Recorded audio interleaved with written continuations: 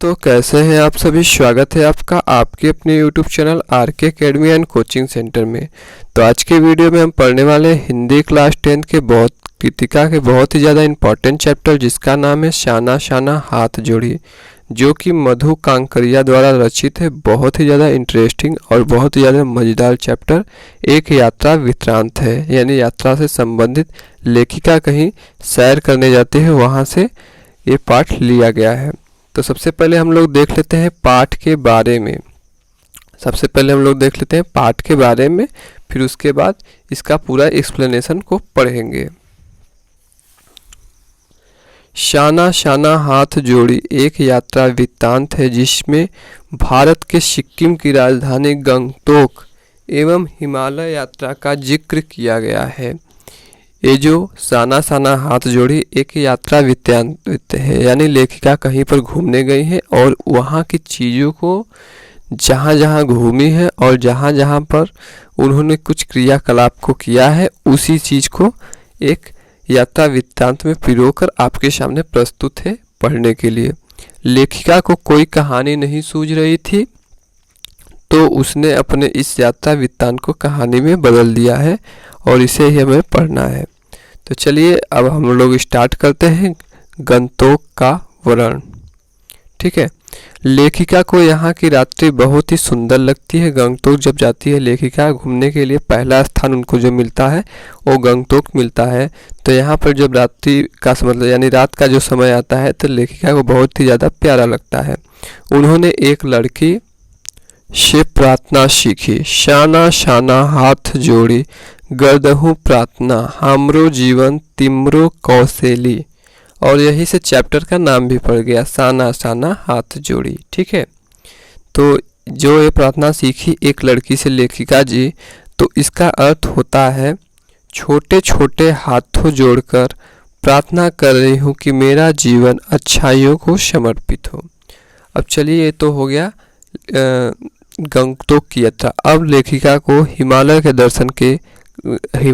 कंचनजंगा के दर्शन के अवसर कैसे प्राप्त हुए, यह देखते हैं। लेखिका को कंचनजंगा के दर्शन करने थे।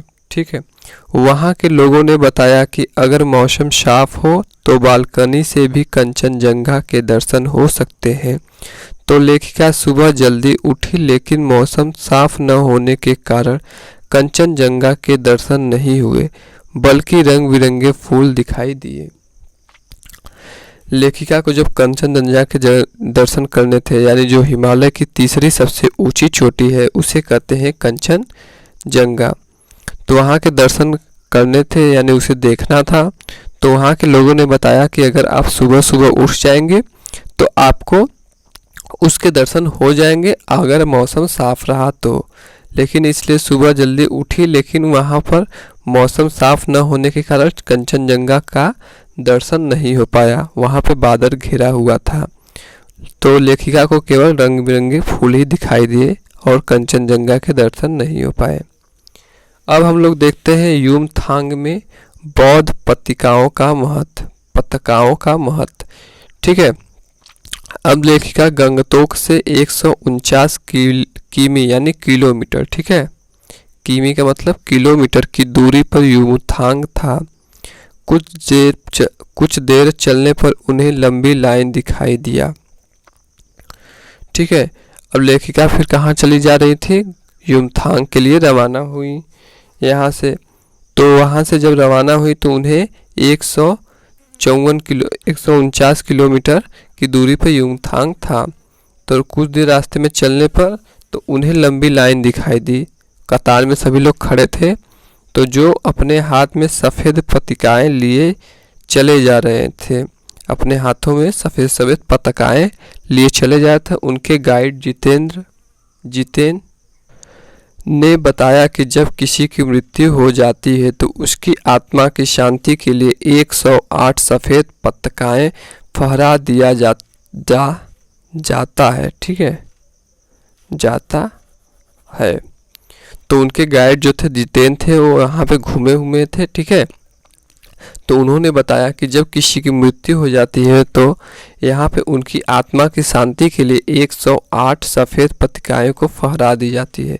किसी शुभ अवसर पर रंगीन पत्रिकाएं फहरा दिया जाता है। और यदि कोई शुभ अवसर जैसे शादी विवाह, ठीक है, और किसी का बर्थडे ये सब रहता है तो वहाँ पर रंगीन पत्रिकाएं को फहराया जाता है। अब हम लोग देखते हैं दलाई लामा का महत्व। ठीक है, दलाई लामा एक आध्यात्मिक गुरु है, उनका महत्व क्या है उस जगह पर। दलाई लामा का गंगटोक यानी गंगटोक में उनका कैसा महत्व है, बहुत ही महत्व था। जगह जगह पर उनकी तस्वीर दिखाई दिया लेखिका को। ठीक है, यहाँ तक कि जिस जीप में बैठकर यात्रा कर रहे थे वह भी दलाई लामा की वहाँ, ठीक है, वहाँ भी दलाई लामा की तस्वीर लगी हुई थी। ठीक, इतना महत्व था दलाई लामा जी का। अब देखते हैं हम लोग मनमोहक प्राकृतिक दृश्य। लेखिका को स्वेटर बुनती लड़कियां और कंधे पर सामान ढोते बौने लड़के दिखाई दिए। आगे चलकर रास्ते जलेबी की तरह घुमावदार होने लगे। जब लेखिका जाती है घूमने के लिए तो वहाँ स्वेटर बुनती हुई जो लड़कियां रहती हैं वो दिखाई देते हैं, और कंधों पर सामान जो गत्ते होते हैं, ठीक है, सामान के गत्ते होते हैं उसे ढोते हुए वहाँ के लोग बौने टाइप होते हैं, तो बौने लड़के वहाँ पर सामान धोते हुए लेखिका को दिखाई देते हैं। आगे चलकर रास्ते जलेबी की तरह घुमावदार होने लगे, यानी टेढ़ा मेढ़ा इस प्रकार से होने लगे। कहीं जलप्रपात, कहीं झरने और तिप्सा नदी दिखाई दिया।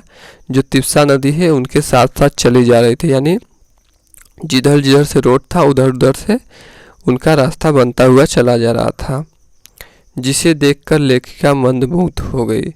यानी इस प्राकृतिक दृश्य को देखकर लेखिका को बहुत ही ज़्यादा प्रसन्नता हुई और वो आनंद से खिल उठी। कुछ आगे चलकर सेवन सिस्टर वाटरफॉल दिखाई दिया।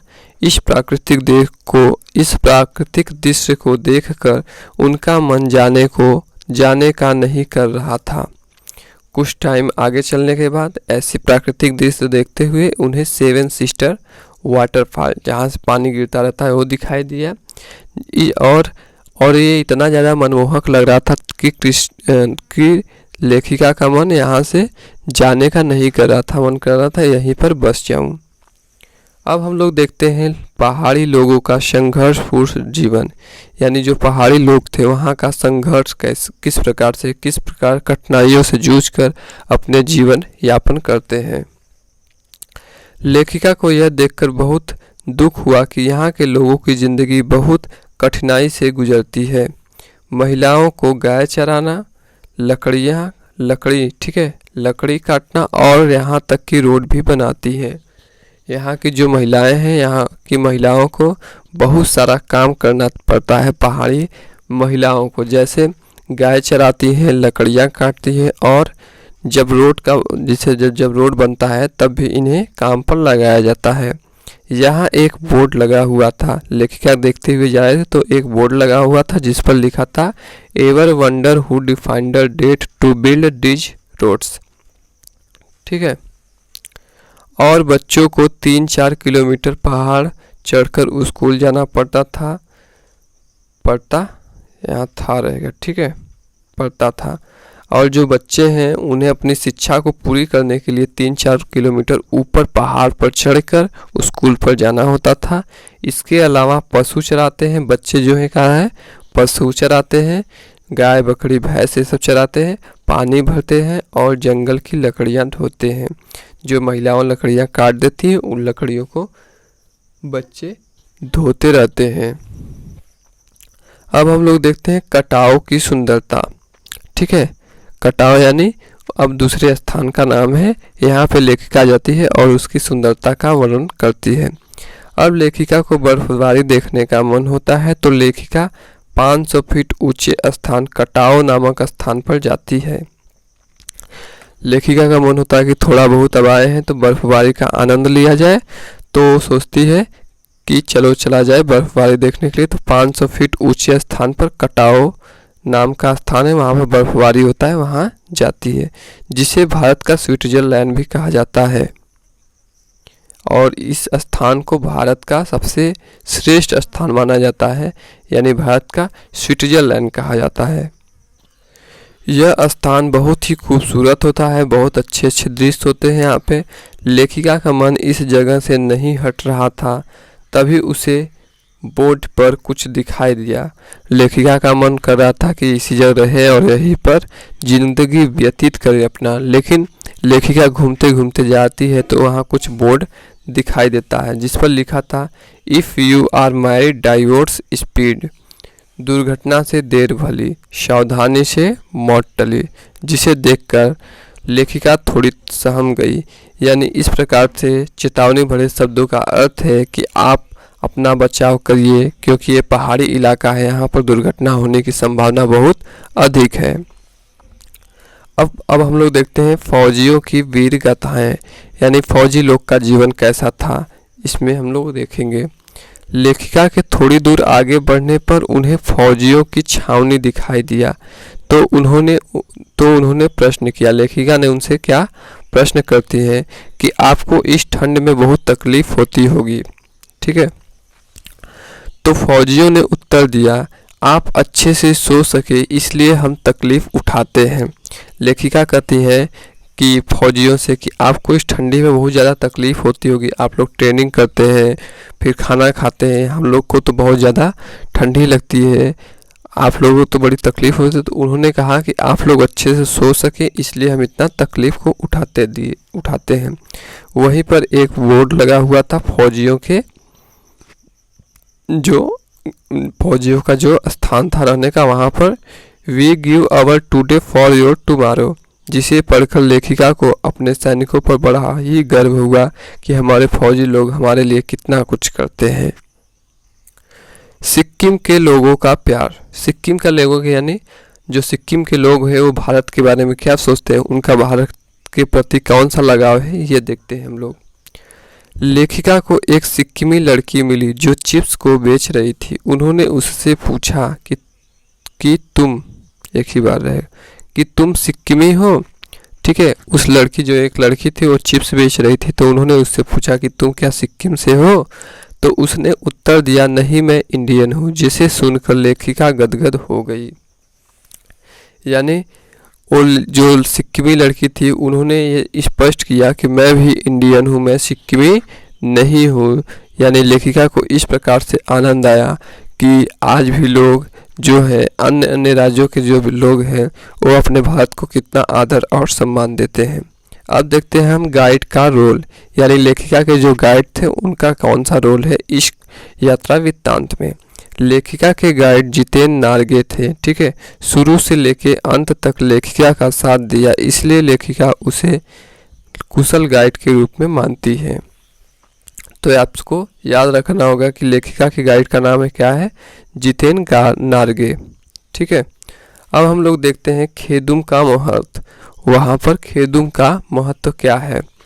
खेदुम एक ऐसा स्थान है जहाँ देवी देवताओं का निवास स्थान माना जाता है। यहाँ के लोग इस जगह गंदगी नहीं फैलाते क्योंकि उनका मानना है कि ऐसा करने से उनकी मृत्यु हो जाएगी। देखिए, जो खेदुम नामक स्थान है वहाँ के लोग जो है यहाँ पर गंदगी कभी नहीं फैलाते हैं, क्योंकि उनका ऐसा मानना है कि अगर हम यहाँ पर गंदगी फैलाएंगे तो यहाँ पर देवी देवता जो है वो नाराज़ हो जाते हैं और ऐसा करने से उनकी मृत्यु तक हो जाएगी। और सर्वप्रथम कप्तान शेखर दत्ता के मन में ख्याल आया कि क्यों न इसे टूरिस्ट स्पॉट बनाया जाए। जो यहाँ के सैनिक थे, मेजर सैनिक थे कप्तान शेखर दत्ता, इस प्राकृतिक दृश्य की सुंदरता को देखकर उन्होंने सोचा क्यों न इसे टूरिस्ट स्पॉट बनाकर लोगों को आने जाने के लिए प्रेरित किया जाए और जिससे यहाँ पर कुछ इकोनॉमिक का डेवलपमेंट हो सके। तो थैंक यू। अगर आप भी चाहते हैं कि इसी प्रकार से सभी वीडियो को पढ़ने के लिए तो हमारे वीडियो को लाइक करें, शेयर करें, सब्सक्राइब करें। Thank you.